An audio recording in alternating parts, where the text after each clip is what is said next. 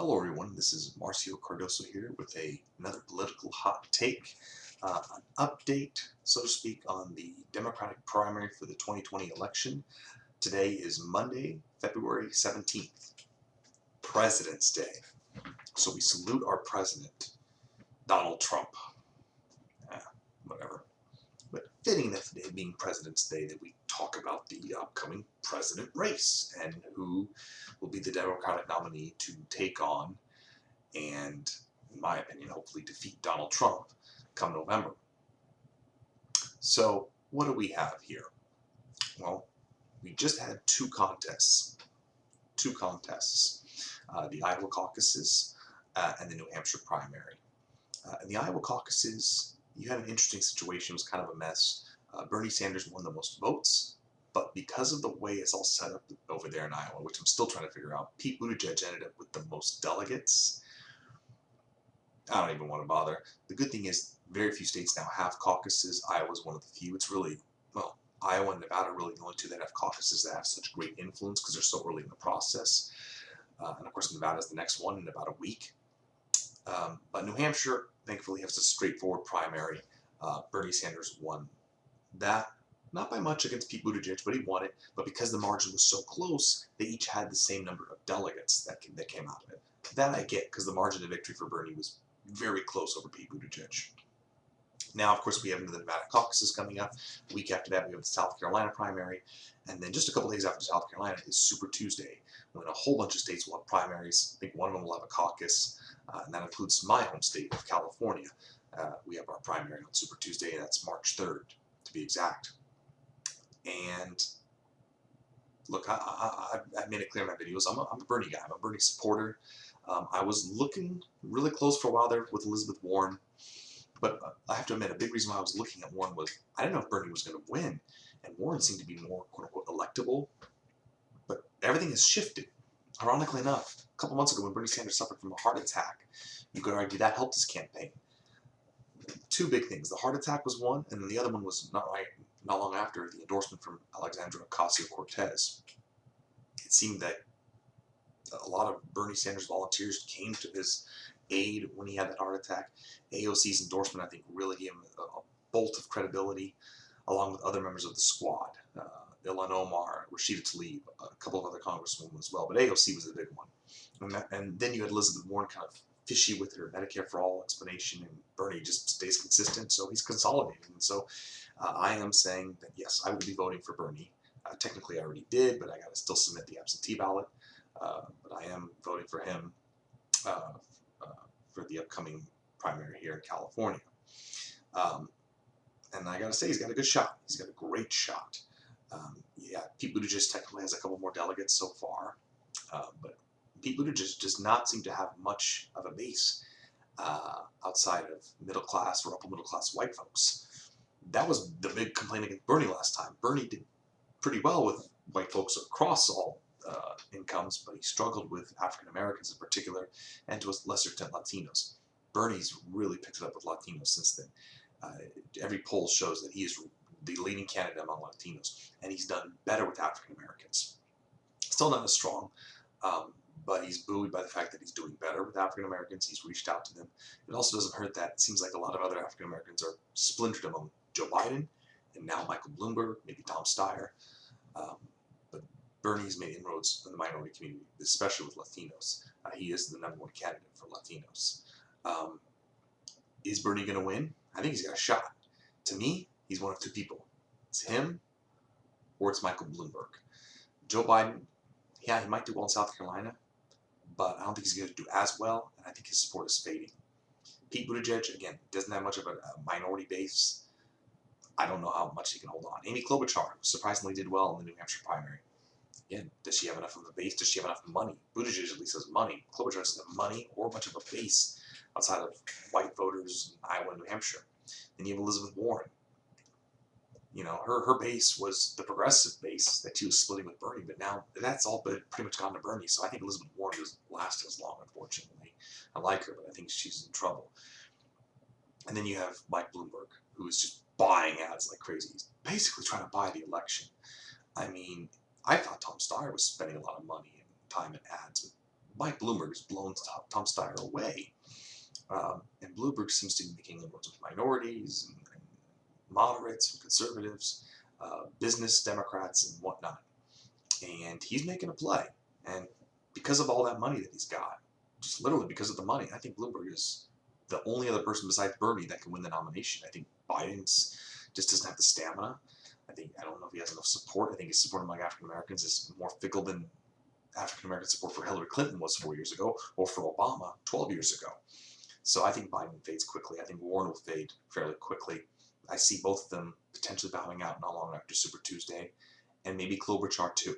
I think after Super Tuesday, you'll still have Bernie because he's got the supporters and the money. You got Bloomberg because he's buying supporters with his money. And then you got Buttigieg because he has a base, so to speak. I think he kind of carves out the moderate base that would like a moderate, but not a super rich guy like Bloomberg. And Buttigieg is raising lots of money from billionaires and millionaires, so he's got money.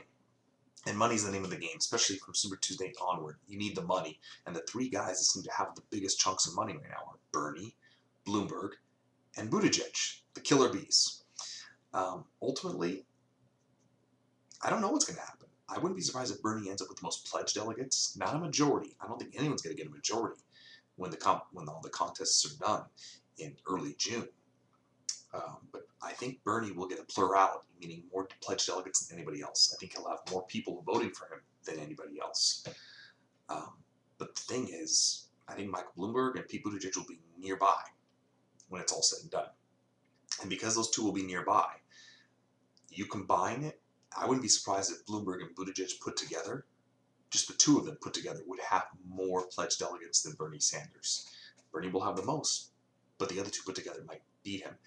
And going to the convention in July, it'll be a contested convention, a broker convention. I wouldn't be surprised if there's some kind of deal between Bloomberg and Buttigieg. They combine forces. Maybe Bloomberg says, I'm the president, but I'll give you $1 billion if you beat my VP. And there's the allure there, right? You combine those two forces. You have a little bit of history there. Bloomberg would be the first Jewish president, as would Bernie Sanders. But then maybe he brings out Pete Buttigieg, who would be the most powerful openly gay politician in the country if that was the case. That'd be a big deal. There's something there. You have to go with something because it is in a way two white guys. Although I know people who are Jewish would say that they're not white, they're Jewish. But the point is, when it's all said and done, I could see Bloomberg and Buttigieg teaming up to create a ticket to usurp Bernie Sanders.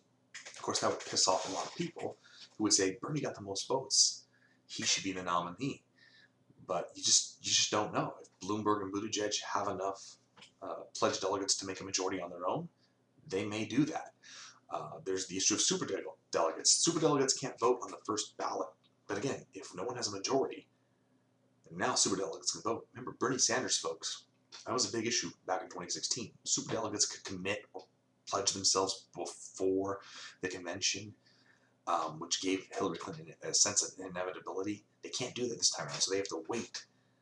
And if Bernie's able to get a majority of pledged delegates, the superdelegates can't affect the race. But if he doesn't get the majority, and I don't think he will, now they get to go back in. And then those superdelegates get to go, oh yeah, F you, Bernie, stick it to you.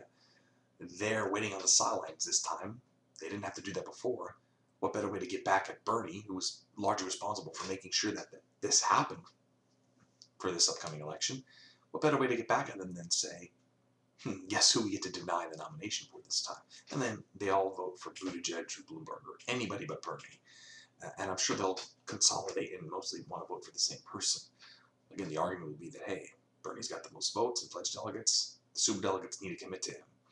Because if not, you can be sure that a whole lot of Bernie supporters ain't going to be voting for the Democratic nominee in the general election.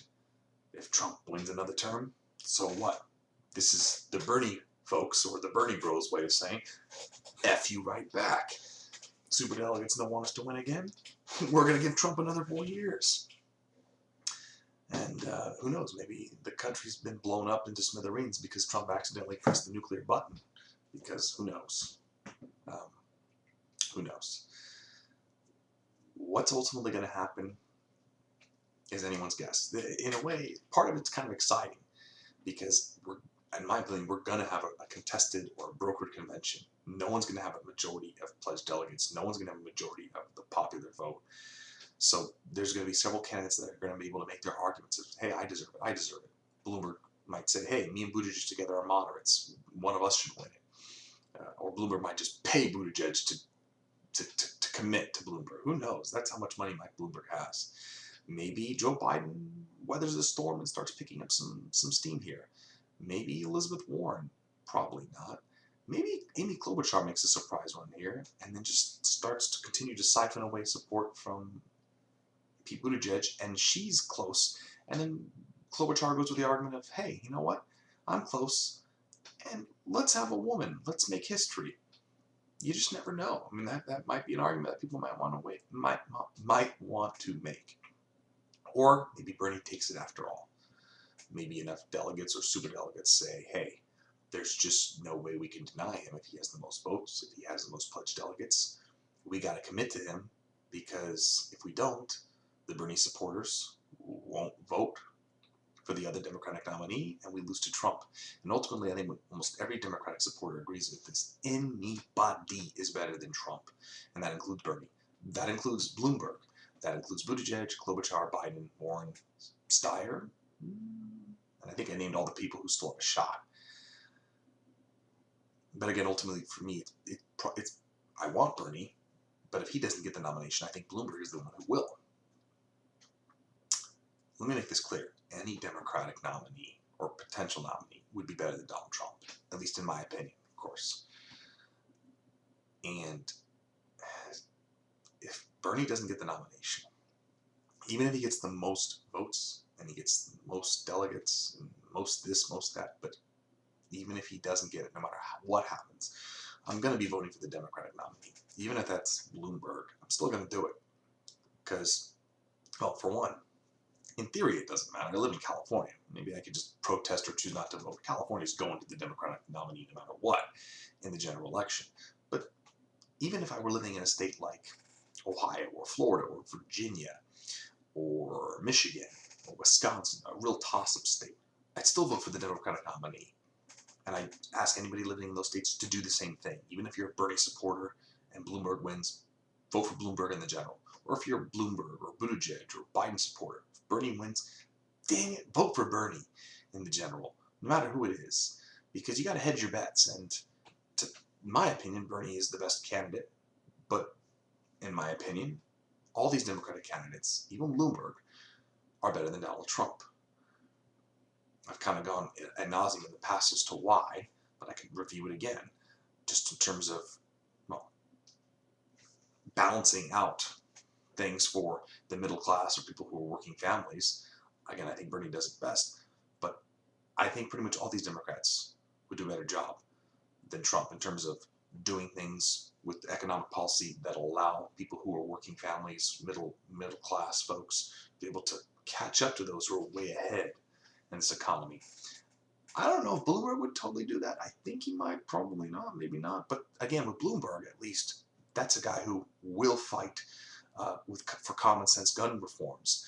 Bloomberg, I want to say, believes in climate change and will fight that. So at least in certain social policies, Bloomberg has the right mindset. So at least there's that, whereas Trump doesn't even have that. So that's why even Bloomberg, for me, is the better option than Trump. But ultimately, I hope it's Bernie. But we just don't know yet. There's still a lot at play. I think Bernie takes Nevada. I think Biden wins South Carolina, close, with Bernie finishing a close second, and maybe Steyer getting a close third. He's polling well there. He's spent a lot of money there, too. He doesn't have Bloomberg money, but he's got a lot of it.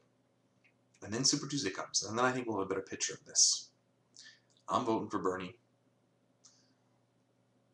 Several people in my family don't know yet. Some are thinking about Biden. I know there's one who's looking at Klobuchar, and others who were, I had someone in my family tell me, I want to wait until Nevada and South Carolina. Wait until the last minute. Let's see where these contests go. Let's just wait and see. I myself wasn't totally committed to Bernie until after Iowa. Once I saw how well Bernie did and how not as well Warren did, that's when I said, let's go with Bernie. So it's a very interesting contest, and we'll see what happens. Until then, get your popcorn ready. We got a debate this Wednesday. We'll have another debate after Nevada, before South Carolina next Tuesday. And I believe after Super Tuesday, there's a couple more contests. And then on March 15th is the next debate after that. So there'll be plenty of debates coming up. A lot of fireworks, I'm sure. Mike Bloomberg will be making his debating debut in a couple days. So that'll throw another wrinkle into it. And can't wait to see what happens. Take care. And we'll have another update probably in the next few weeks or so. Bye-bye.